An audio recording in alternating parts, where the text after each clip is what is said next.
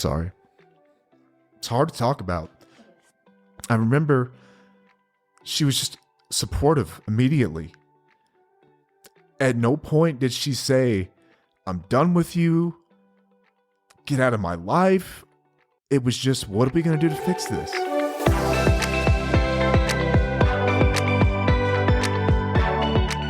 Welcome back to another episode of Till the Wheels Fall Off. I am Matt. I'm Paige. And today we're talking about scars.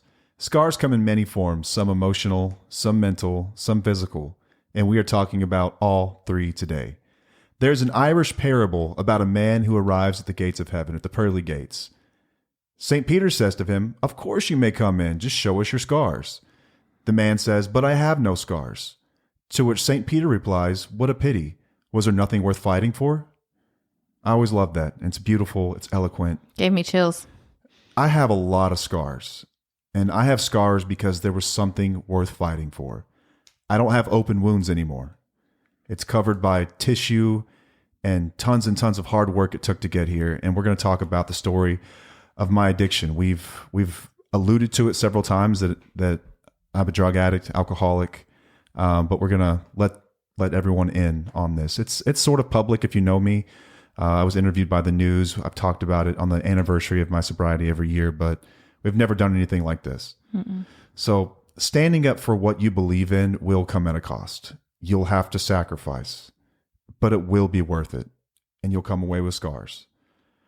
So Till the Wheels Fall Off is a battle cry for us, and it has been for a long time.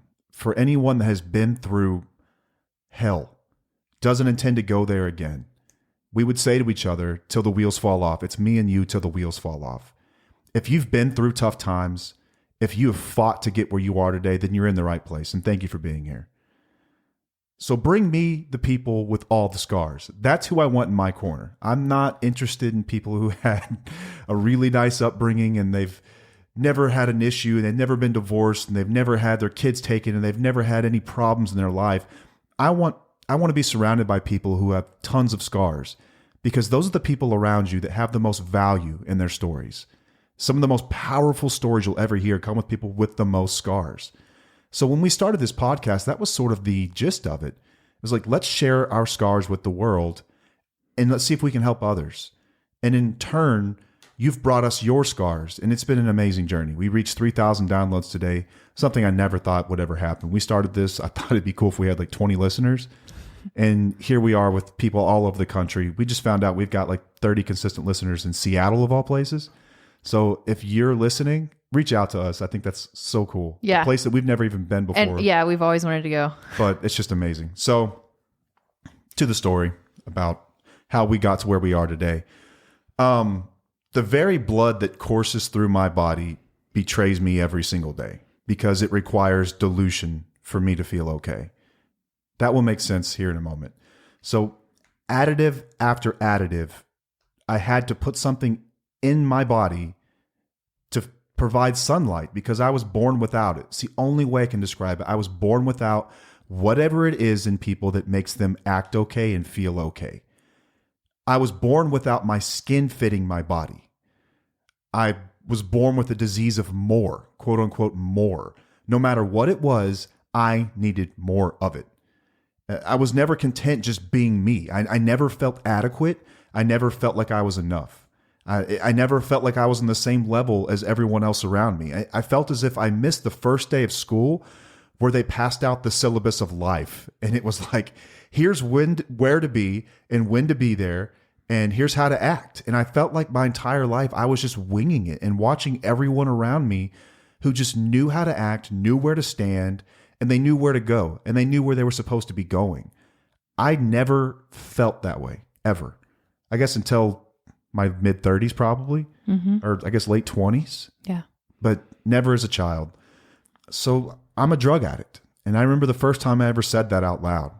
It was April 12th, 2013, and I was crying by myself in a hotel room in Las Vegas at the Mirage. I wanted to die. I never felt more alone and ashamed. And how did I get here? How did I get here? What the hell happened? Where did this all go wrong? This was not my plan for my life. This wasn't part of the deal. Like, I was never supposed to be one of, quote unquote, those people. I'm supposed to know better. I'm not a bad person.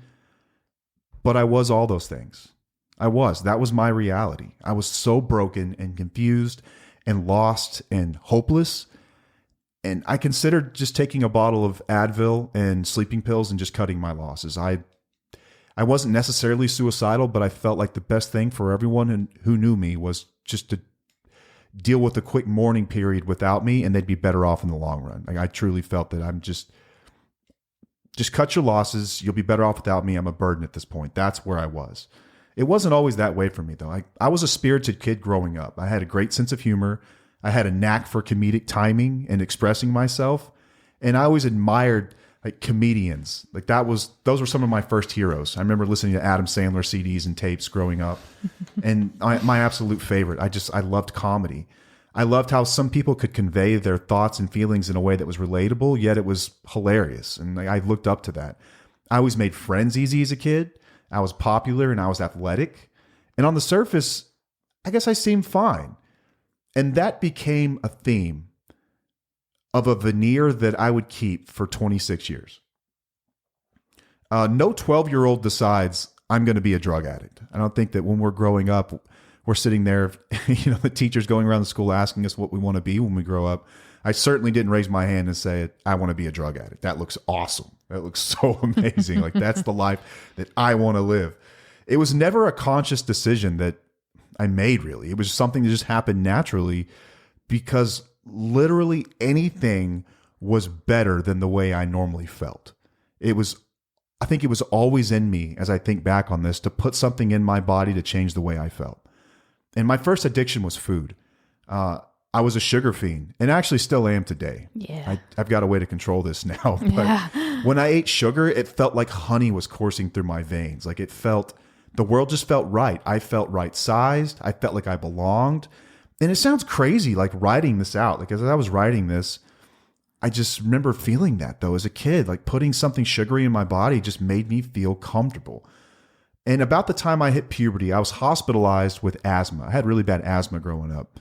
And I was in the hospital for 2 weeks, and I was given some really heavy steroids. And about the same time, I was hitting puberty. So 12, 13, 11, maybe younger for girls, tends to be like that awkward stage in life. Like this was mine. And I came back from the hospital. I was at home for another couple of weeks till I got my strength back.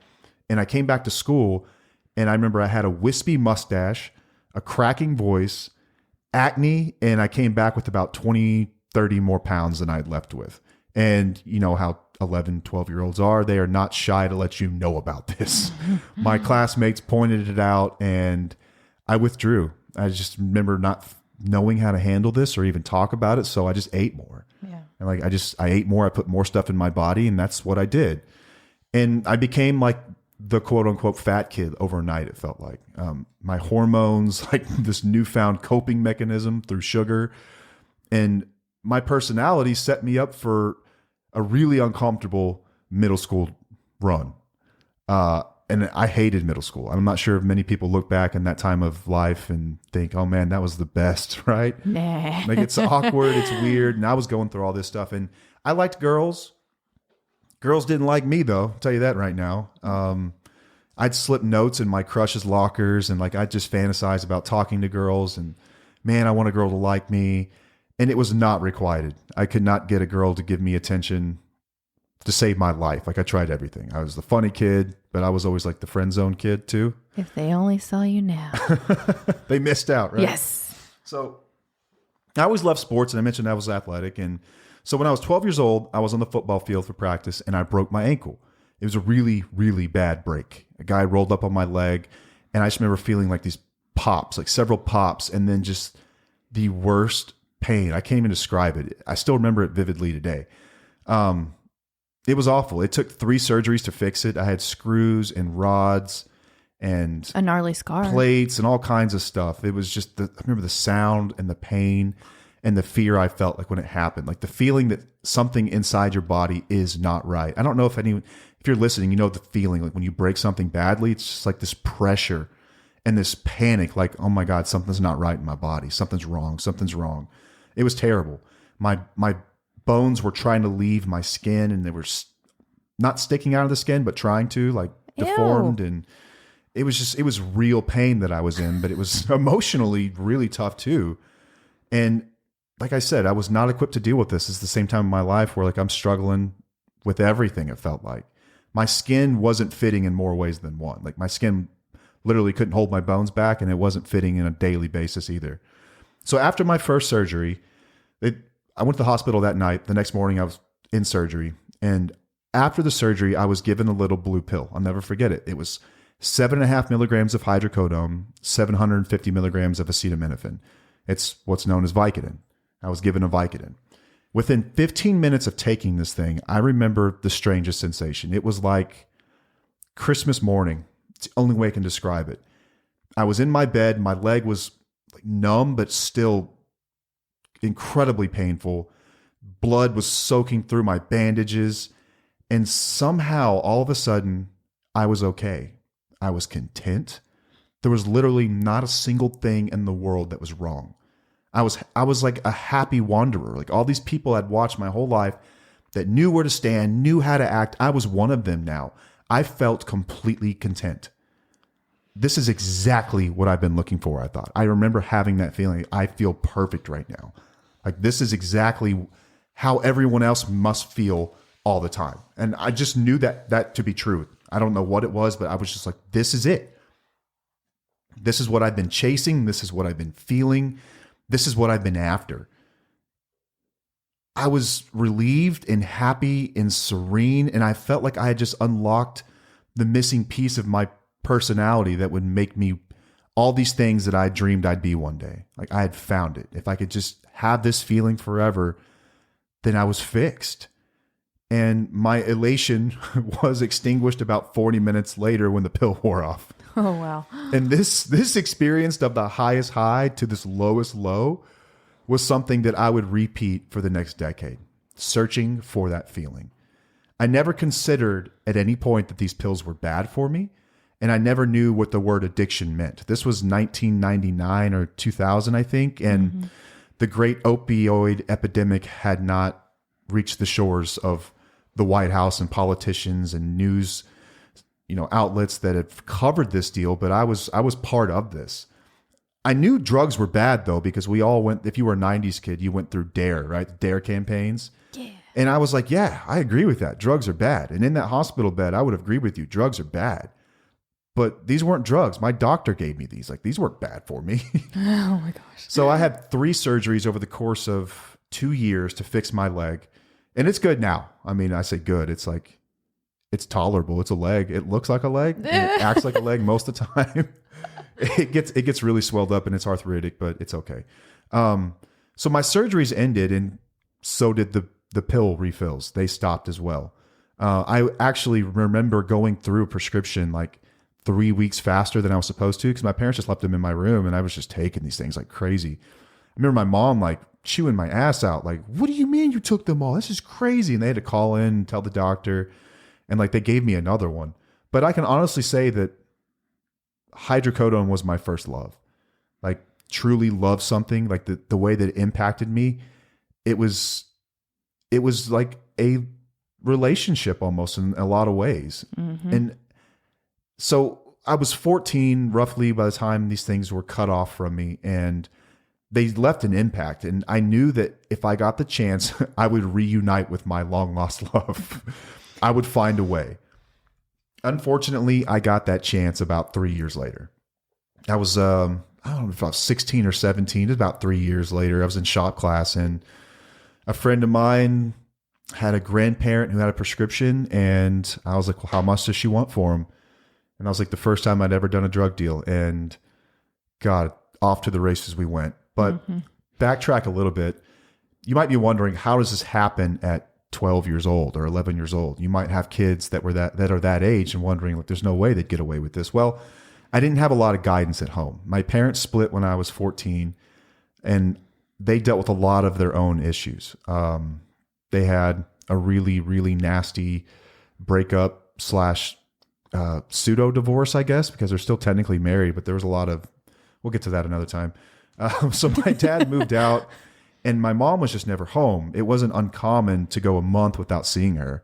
I just had no guidance whatsoever. And So you mix a kid that already has this thing inside them, like this I think addiction was always part of me, with way too much freedom, and it was a recipe for disaster. I had way too much freedom. Yes. And I don't blame anybody for how I turned out. I want to make that super clear. Like, I look back to my parents and I don't blame them at all. And I never did. That wasn't something I even had to work through. Like, I was very conscious about what I did and what I was doing. But looking back on it now, I know what to look out for with my own children when it comes to freedoms and things like that. And they won't have anywhere close to the leash that I had.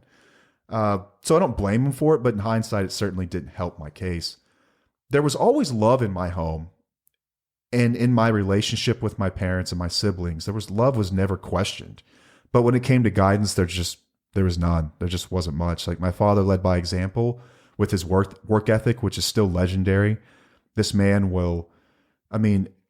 he'd have back surgery tomorrow and find a way to get to the office by 4. Like, it's insane the way he works. And I always looked up to that. But my mom and I have had a very strained relationship, and we still do to this day. We're still working on it. So this perfect storm of opportunity, genetics, and freedom set into motion 10 years of addiction. My pills became part of my routine, like eating and drinking water, for anything else that you do every single day. Get up, brush your teeth. My routine was much more sinister, but it was just a part of me. I could not go more than a couple of weeks without them. And that's if I was really, really trying and had to go through the detox and everything else. And I would do anything to get them. I'd buy them from drug dealers. I would steal them. I would purposely cause injury. Mm-hmm. So I'd broken a lot of bones growing up. I was an active kid and I was always getting hurt. I remember going to the backyard and I'd had boxer's fractures before. I remember I got drunk one time and I punched the wall and I broke my hand and it was sore, but I thought, hey man, I wonder if I can get some pills for this. And I went to the Minute Clinic or whatever. They're like, yeah, you've got a fracture and here's some pills. And I'm like, oh, this is great. I'll just run this play again. So I went in the backyard. I remember just getting up against my mom's fence. No one was home. And I was just punching the fence over and over and over until I broke my hand again. Then I went to the doctor and got 30 pills because I didn't care about the hand. It was like, big deal. It's just a fracture, That's just how crazy this got, though. That's how crazy this got. I'd buy, steal, embellish injuries as well. Like, I had a lot of other injuries that didn't really bother me, but I told the doctors they did. I broke my back when I was early 20s or maybe a teenager. Mm-hmm. And it was a bad injury, but I was okay. It didn't really bother me that much. But the doctors were like, oh, you poor baby. And I'm like, yeah, man, this is awful. Give me some pills. It wasn't that bad. Nothing like Advil or Tylenol couldn't cure, but I took advantage of them. It put me in a lot of situations I had no business being in and neighborhoods I had no business being in. It became a full-time job. It started slow, taking 5 a day-ish, something like that. And it ballooned to more than 50 a day by the end of it. I remember there was one day I took upwards of 60. Mm-hmm. And I would lie to the point where I was lying more than I was telling the truth. And this whole thing, my whole life now, our relationship is based off of authenticity. I know what authenticity looks like because I know what it doesn't look like. I know what the opposite looks like. This problem I had started to really kill my spirit. It was killing the very values that I tried to live by. It was killing me. And being an addict is a full-time job. It comes before everything and anything. It's like being in the mafia. If that phone rings, doesn't matter what you're doing, you get up, you take care of business. It was like that. This thing inside of me, this thirst came before everything. And the logistics of acquiring 50 pills a day is insane. It's absolutely insane. From the moment you wake up, it's who can I call? Who am I going to get them from? Going through this Rolodex in your brain. Okay, when can I meet them? How can I work around these plans that Paige and I have today to sneak away for a period of time so I can get them? How am I going to pay for these freaking things? And then how am I going to hide it? And what lies can I tell to make all this believable? Another thing, and this is a part 1 of 2 episodes where Paige is going to tell her story as well, because you're hearing all this thinking, what was she doing the whole time? Well, she was here. I lied about it, and I hid this, and I was a talented liar, unfortunately. So Paige and I moved out when we were 18 years old into an apartment on limited funds. She was working as a temp for an insurance company, and I was working for my parents, and we were going to school. She was going at night. I was going like 3 days a week or something like that, and basically working part-time. And we didn't have much, like financially, we didn't have much. And the addiction meant that we had even less at all times. Like we had nothing. I think back about it, and we had like nothing. I kept it quote unquote under control for as long as I could, but we were no strangers to overdraft fees and financial fears about how do we make rent or utilities, and like forget about any extras. Couldn't pay for gas. Yeah, I remember. Yeah, you couldn't pay for gas. Like there were times where you couldn't afford groceries. It was bad, and that strains the relationship as well. And I'm sure from her perspective, this was like living with a stranger at some point. It was like, wait a second, you were like this really, really great guy, and then I don't know what's going on, but now you're just a shell. And it's like sometimes I'll pop out and remind her of the person that she fell in love with, but I broke every single promise that I ever made to her, with the exception of one. Mm-hmm. And I would come in stumbling drunk. I'd come in just, full of pills and everything else and feeling guilty. And I would tell her this over and over. I'd say, I promise you one day I'll be a good man. I would tell her that. And it was the one promise that I didn't break. So our marriage was a figment of this beautiful relationship that blossomed when we were teenagers. We got married in 2011, and I was absolutely consumed by addiction at this point. I would wake up early and head for my dealer's house, telling her always that I had to be at work super early because we were crazy busy and I had to get there on time. Well, by the time I got to the dealer's house in South Dallas and all the way back up to where I work, I'd usually be 30 to 40 minutes late every single day to work. So I would swallow 10 just on the way to work. I'd take 10 pills, and these were like 10 milligram hydrocodone or oxy. 30s. I would take 10 of those on the way to work. Midday, I'd swallow another 10 to 12. And then by 3 p.m., I'd start to go into withdrawal, and I'd have to start considering, all right, how am I going to get more of these things before I get home? So I'd make an excuse about some emergency at the house, and I'd have to tell everyone at work, oh, I got to go. There's a problem with the baby, or Paige needs help with something. And I would drive back to my dealer's house all the way in South Dallas. I'd get home roughly on time, most of the time a little bit late, and I'd always tell her, oh, I had to work late. I was getting there early, working late, and she was thinking, like, oh, he works hard, man. Why isn't he making more money? And then as soon as I came in the door, I'd start drinking. I would start drinking. Shot by shot, I drank whiskey every single day. And then I'd disappear to the garage where I would smoke weed. And then by the time I came inside, she had already bathed our daughter, cried lonely tears, feeling like she is just so alone in this world and in this life, dealing with this brand new family and postpartum depression, wondering where the hell her support went. And then I would just go to bed. Everything was all about me. Everything was about me. The next morning I'd wake up, and that story I just told you, it would repeat. And this was every effing day for years and years and years. This went on for over a decade. And I didn't have like this shining white light moment when I got sober. Some call these spiritual experiences or spiritual awakenings. I had more of what I call a moment of clarity. See, I never wanted to be like this. I don't think that anyone who's been an addict or is an addict is listening to this saying, I want to be this way. I was ashamed every single day. I always thought that something would happen in my life, though, that would just make me snap out of it. Like, I always thought that once I graduated college, like, I'm just going to get it together. I'd start working, get it together. Like, okay, when we get married, I'm just going to I'll mature and I'll just, I'll get better and I'll just stop doing this crap. I'll find other priorities that supersede this and I won't have to use anymore. And then the big one's having kids. And what they don't tell you about having kids is that kids are really, really stressful. Yeah. So when we had our daughter, I was at an all-time low. Like, I was taking 60 a day minimum at this point. Like, it was all day, every day, nonstop. I was absolutely out of control, just completely out of control. Getting clean, though, was on my mind daily. Like, I was thinking about this all day, all night. Like, how am I going to do this? I'd get on the internet. I'd research like detox methods at home. And I detoxed on my own, like self-detoxed more times than I can even count. Like, He had a lot of stomach bugs. oh yeah, I tell her the stomach bugs, right? Because I would just be in agony. Like withdrawing from opiates will not kill you, but you feel like you want to die. The only withdrawal that can kill you are benzos and alcohol. But opiate withdrawal was horrible, and it feels like having the flu. So every, once a month or so, I'd get the flu, and I'd be sick, unable to get up, do anything. My mind was just in like this weird malaise, and I just wouldn't be able to communicate. I'd be like slurring my words.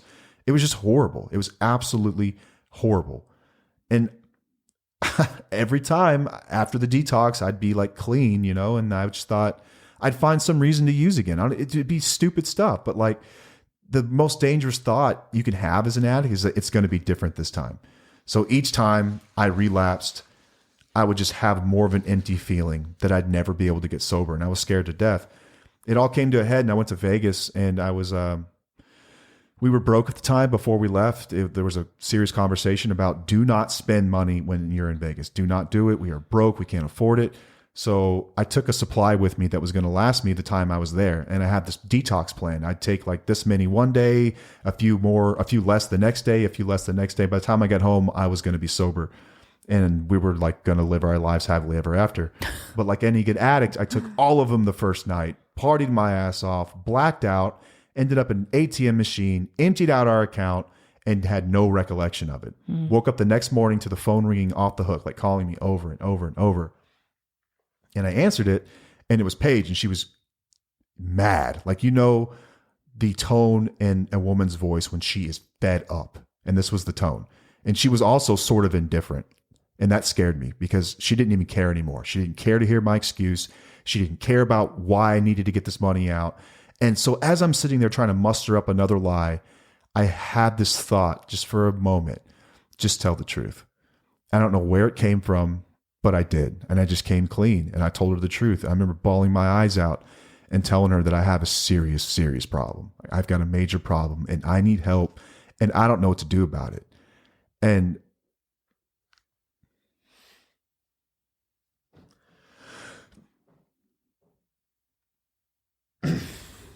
sorry. It's hard to talk about. It is.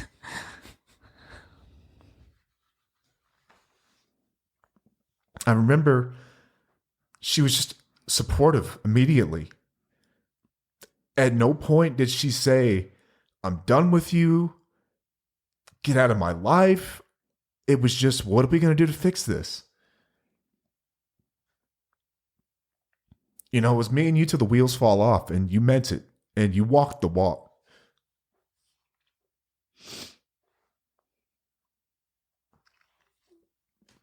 I was scared. I didn't know what was going to happen. I didn't know what was coming next. I didn't know what our marriage would look like after this.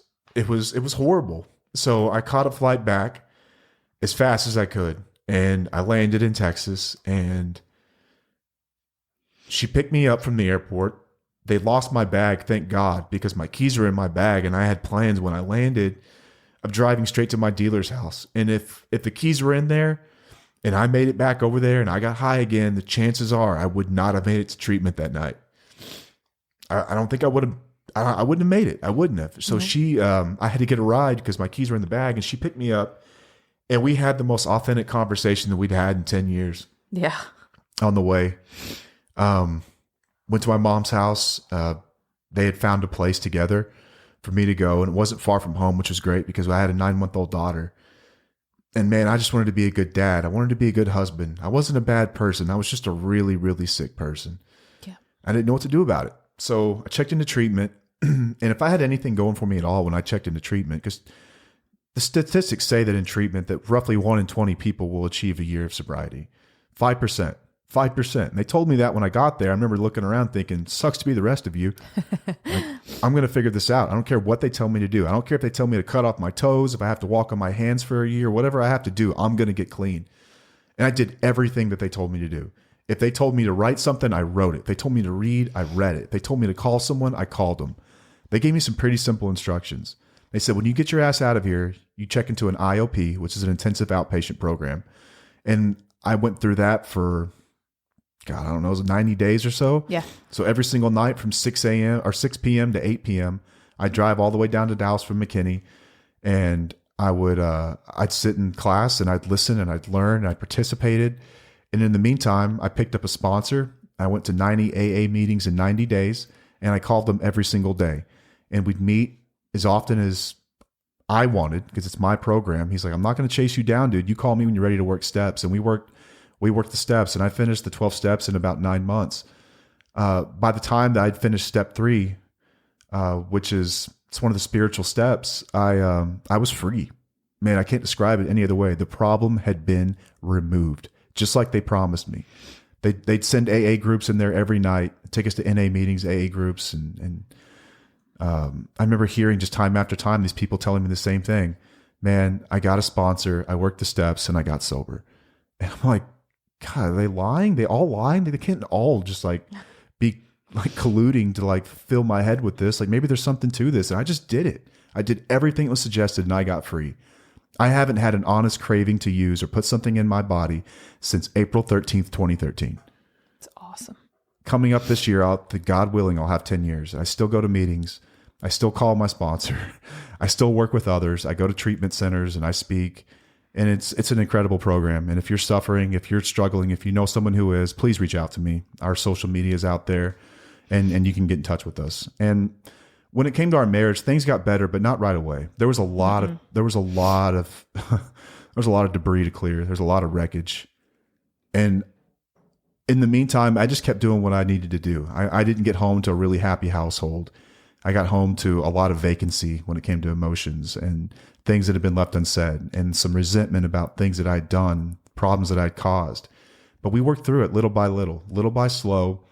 Things got better, and I knew they would if I just stayed the course. And Paige started to work her own program of recovery as well. She took ownership for codependent issues, and she started to work on herself as well, which is the best thing you can do if you're in a relationship with an addict, is really start taking care of yourself. Yeah. And Paige will tell her story next week when we get into this more. But I think about our lives today and how amazing it is, and people that may see us on social media or in E2M and like flexing and like looking great. It's like, man, if you guys only knew what we came from. Yeah. Like we are not like that live, laugh, love couple. We're not like that couple that you see like typically in social media. Like we didn't have it easy. Mm-mm. We took the nastiest road possible to get here. We took the unpaved roads, the uncut trails to get to where we are today.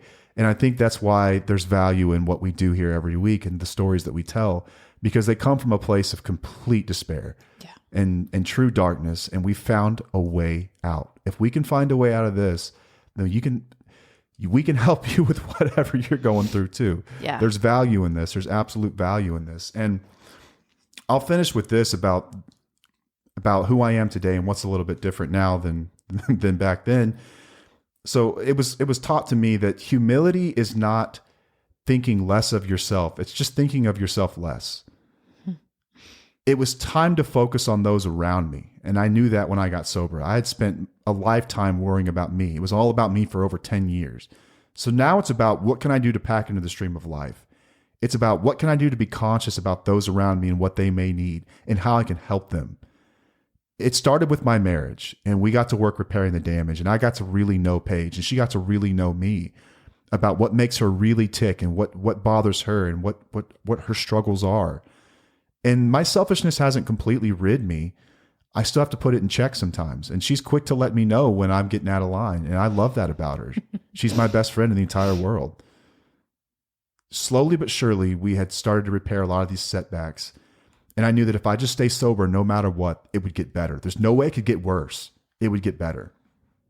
And I had hope from meetings and seeing others that were just like me fixing their issues, that I too could be happy and useful.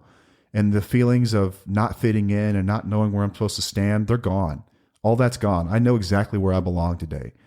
I stayed the course with the greatest woman that I've ever met. And she believed my promise, and she never gave up on me. She never gave up on me. And you are the most incredible person I've ever known. Thank you. I feel that Truly. way about you. I don't know how I could be, but you really are. It's just... I feel like we've lived 3 lives together. I mean, truly, yeah. Like this naive life, and then going through hell, and then now coming out the other side of it, and then seeing how our story could help other people. And that's where we're at today. And we landed our first client the other day, and it's been an incredible experience just thinking that, wow, someone actually wants our help. It's proof of concept, and it's amazing. And I hope to see much, much more of this. So thank you to those of you who have been there from day one for the journey. And I hope that if you got anything from this episode at all, you gain an understanding of what Till the Wheels Fall Off is about. Yeah. What it's really about. When the rubber meets the road with somebody, are you willing to stick through it? When the rubber meets the road on whatever it is that you're working on, whether it be a business or a relationship or yourself, are you willing to not give up? Are you willing, till the wheels fall off, to put forth the effort to get where you want to be?